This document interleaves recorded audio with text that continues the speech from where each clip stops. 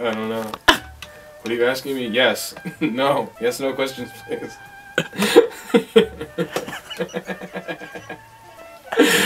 I am Tommy Forge Beatz. I make beats. I am from Dorchester, Massachusetts. My name is Forge because, you know, it's after the X-Men character that was able to create things out of, you know, basically anything in his surroundings. Just able to innovate. So I've always been able to do that. Use my surroundings just to, you know, just anything to have fun, to create, like to fix problems, solve a need. I always can just figure something out. So that guy, brain's always working, wheels are always turning. So I'm kind of a nut. Just like to reinvent things. I'll take like old broken stuff. You'll call me a pack rat, but I'll like rebuild it and make things cooler. So the same thing with music. Like I'll take a sample, a song, and I'll approach it differently when I sample it. I'll chop it up uniquely and completely reorchestrate what I have, as opposed to just taking like a loop from a song and like just throwing drums on it. I'll try to like reorchestrate the instruments as best I can to recreate the composition. I feel like that makes the sample work that I do a little different. I made my first beat in 1998. Back before like everything was super software based and stuff, and like it was when like software first started really coming into like the whole process of like making music. It was like now there's so many mouse click people. I'm guilty of it too. I sit here and just mouse click. Because it's so easy now. Everything is so simplified.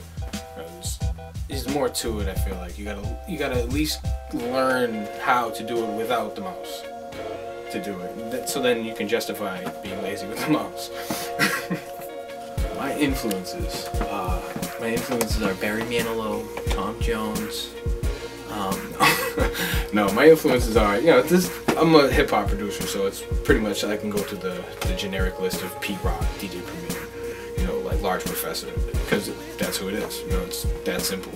I just dig back to the people like that, and the people that are more, you know, newer, but still have that old sound like Ninth Wonder or something like that. Like, I like that style of production. It's more like raw, rooted style stuff. So I try to mimic that in what I do now with my own flavor, of course.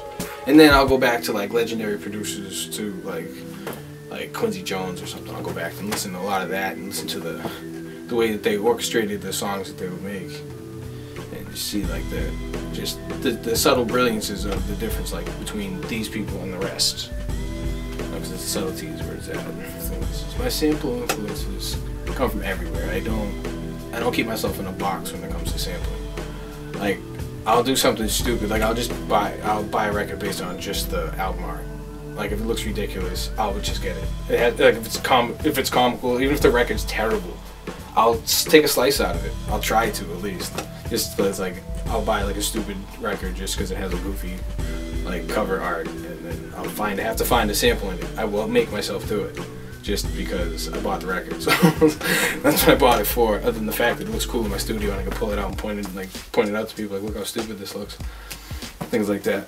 So, but when it comes to sampling, I jump around all genres of music. It doesn't, because all genres of music use instruments, and I sample instruments. So I try to keep it like, because I mean, you shouldn't be like, a lot of people just sample like 70s soul music, and that's cool because there's a wealth of samples there, but then also on top of that, you're only gonna have like one sound when you sample like that. People that sample too heavily in one genre of music end up making a lot of similar beats.